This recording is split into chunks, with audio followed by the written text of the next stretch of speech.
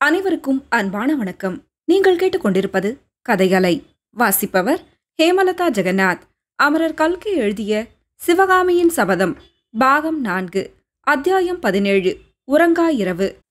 அரண்மனை பூங்காவனத்திலிருந்து திரும்பி புவனமகாதேவியின் அரண்மனைக்கு வந்த மங்கையர்க்கரசி அன்று மாலையெல்லாம் தரையிலே நடக்கவில்லை, ஆனந்த வெள்ளத்திலே மிதந்து கொண்டிருந்தாள்.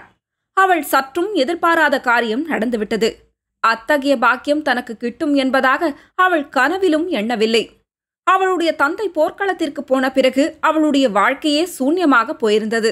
அந்த சூன்யத்தை நிரப்பி அவளுடைய வாழ்க்கையை இன்பமயமாக்கக்கூடியதான சம்பவம் ஒன்றே ஒன்றுதான். அந்த அற்புதம் அன்றைக்கு நடந்துவிட்டது. அவளுடைய உள்ளத்தையும் உயிரையுமே கவர்ந்திருந்த காதலன் எளிதில் யாரும் பிரவேசிக்க முடியாத அந்த பல்லவ அரண்மனைக்குள்ளே அவளை தேடி வந்து சந்தித்ததுதான்.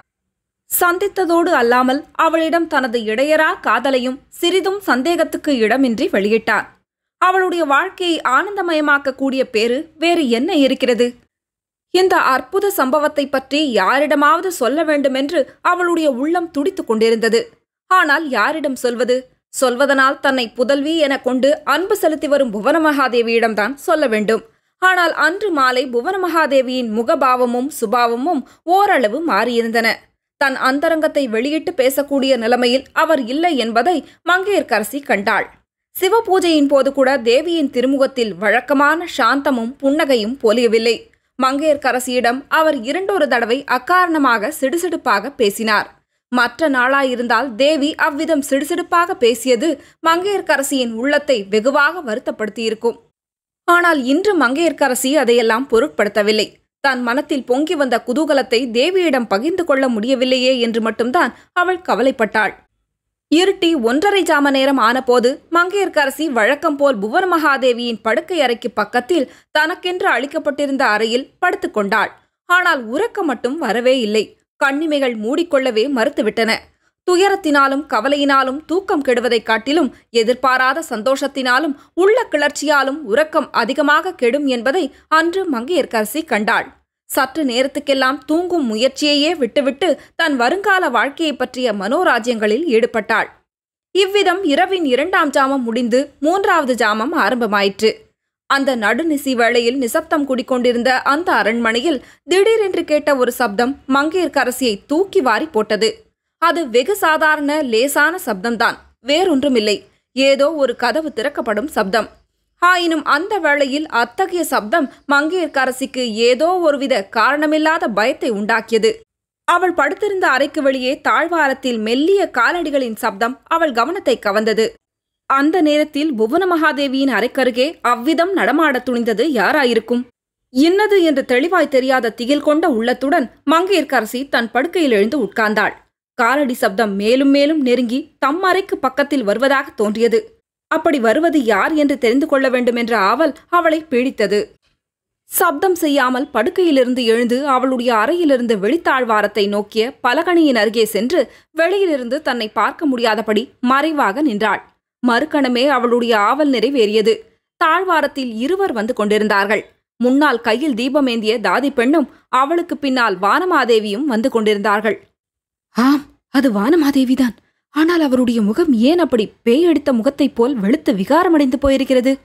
வந்த இருவரும் மங்கையர்க்கரசியின் அறையை தாண்டி அப்பால் போனதும் சற்று தூரத்தில் அதே தாழ்வாரத்தின் மறுபுறத்தில் திறந்திருந்த ஒரு கதவு மங்கையர்க்கரசியின் கண்ணையும் கவனத்தையும் கவர்ந்தது. அவள் அந்த அரண்மனைக்கு வந்த நாளாக மேற்படி கதவு திறக்கப்பட்டதை பார்த்ததில்லை. வானமாதேவியின் மாளிகையிலிருந்து இந்த மாளிகைக்கு வருவதற்கான சுரங்க வழியின் கதவு அது என்று அவள் கேள்விப்பட்டிருந்தாள். அந்த சுரங்க வழி மூலமாகத்தான் வானமாதேவி இப்போது வந்திருக்க வேண்டும். இந்த நடுநிசியில் அவ்வளவு ரகசியமாக சுரங்க வழியின் மூலம் அவர் எதற்காக வந்திருக்கிறார்? இந்த கேள்விக்கு மறுமொழி அவளுக்கு மறுகணமே கிடைத்தது.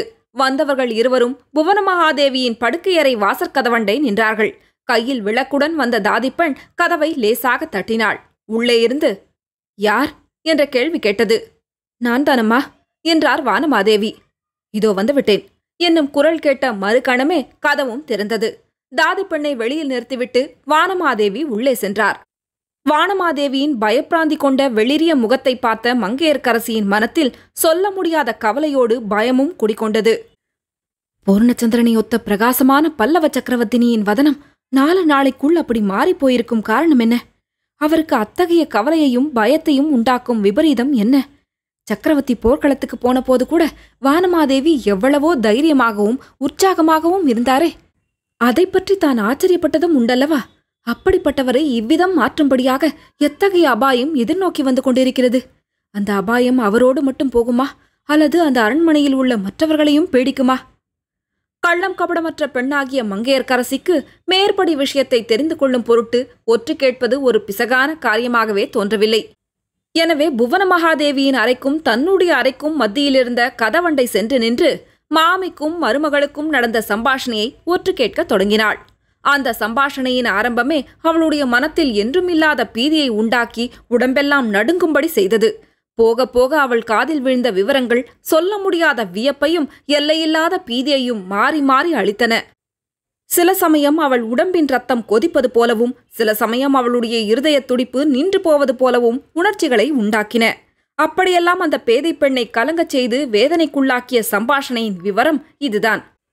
அம்மா, ஒருவேளை தூங்கி போய்விட்டீர்களா? மகளே, நீ சொல்லி அனுப்பியிருக்கும் போது எப்படி தூங்குவேன்? உன் வரவை எதிர்நோக்கி காத்திருந்தேன். ஆனால் இது என்ன மர்மம்? எதற்காக இப்படி நடுராத்திரியில் வந்தாய்? உன் முகம் ஏன் இப்படி வெளுத்துப் போயிருக்கிறது? ஐயோ பாவம், பல நாளாக நீ தூங்கவில்லை போலிருக்கிறதே. ஆமம்மா, நெடுமாறன் என் அரண்மனைக்கு என்றைக்கு வந்தானோ அன்றைக்கே என்னை விட்டு தூக்கமும் விடைபெற்று கொண்டு போய்விட்டது. தாயே, பக்கத்து அறையில் யாராவது இருக்கிறார்களா? நாம் பேசுவது யாருடைய காதிலாவது விழக்கூடுமா? இது என்ன பயம் மகளே? யார் காதில் விழுந்தால் என்ன?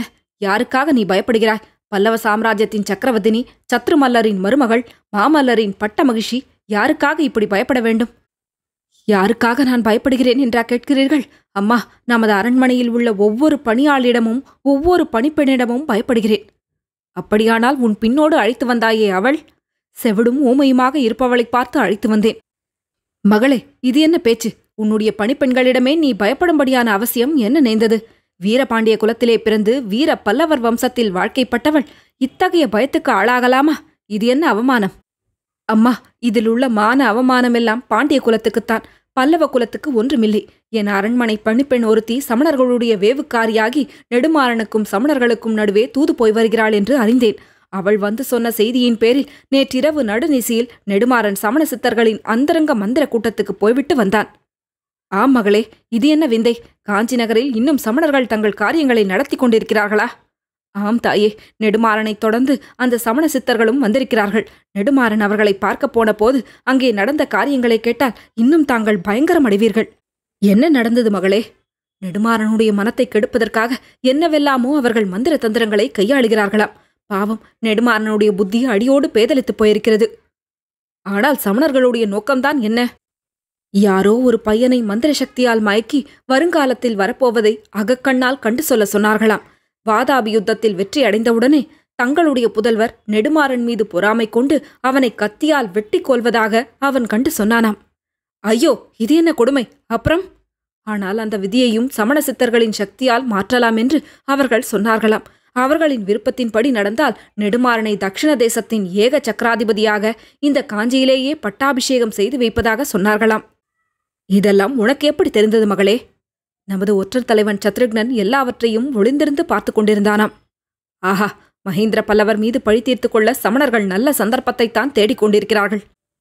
ஆனால் அவர்கள் உண்மையில் சமணர்களும் அல்லவாம். வாதாபியின் ஒற்றர்கள் சமணர்களைப் போல வேஷம் போட்டுக்கொண்டு இந்த தந்திர மந்திரங்களெல்லாம் செய்கிறார்களாம். அப்படியானால் அவர்களை உடனே சிறைப்பிடிப்பதற்கு என்ன?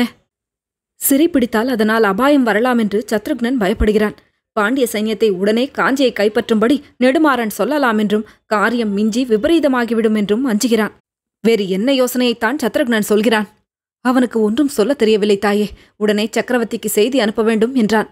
ஆனால் என் நாதர் போருக்கு புறப்படும் போது அவருக்கு நான் வாக்குறுதி கொடுத்திருக்கிறேன். அதை நிறைவேற்றியே தீருவேன். தங்களிடம் அனுமதி பெற்று போகவே வந்தேன். அப்படியா? மாமல்லனுக்கு நீ என்ன வாக்குறுதி கொடுத்தாய்? நெடுமாறனால் ஏதாவது கெடுதல் நேருவதாயிருந்தால் என் கையால் அவனுக்கு விஷத்தை கொடுப்பேன், இல்லாவிட்டால் அவனை கத்தியால் குத்தி கொல்வேன் என்று வாக்குறுதி கொடுத்தேன்.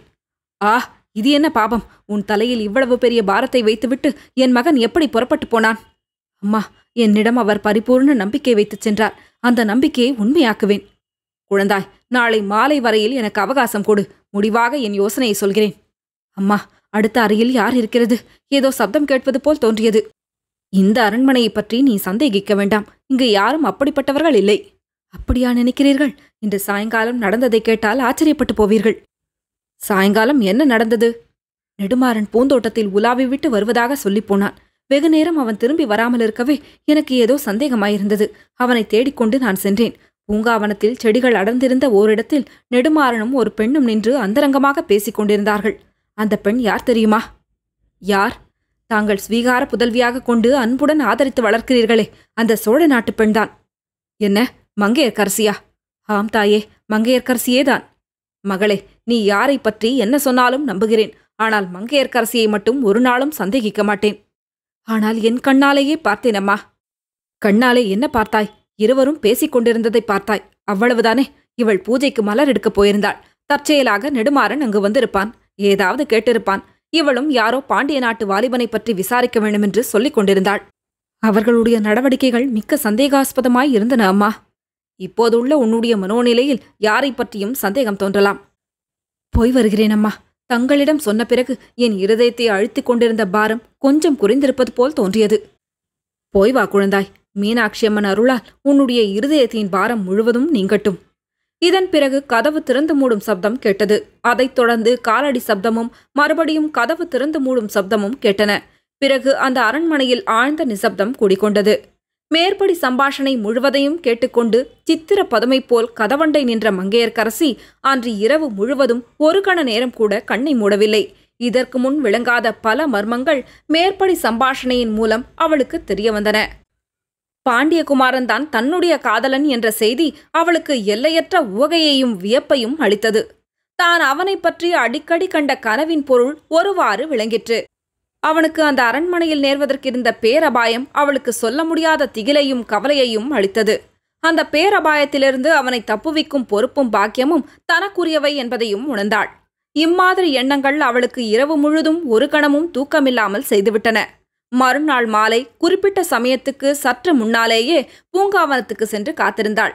நெடுமாறன் தென்பட்டதும் விரைந்து வந்து அணுகி ஒரே பரபரப்புடன், பிரபு, தங்களுக்கு இந்த அரண்மனையில் பேரபாயம் சூழ்ந்திருக்கிறது. உடனே இங்கிருந்து போய்விடுங்கள் என்று அலறினாள்.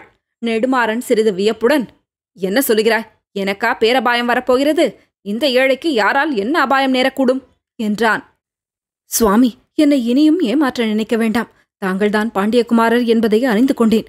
உண்மையிலேயே தங்களுக்கு இங்கே பேரபாயம் வருவதற்கு இருக்கிறது. உடனே போய்விடுங்கள் இந்த அரண்மனையை விட்டு என்றாள் மங்கையர்க்கரசி. தொடரும். கதையலை உங்களுக்கு பிடிச்சிருந்ததுன்னா உங்க நண்பர்களோடும் உறவினர்களோடும் பகிர்ந்துக்கோங்க. நன்றி.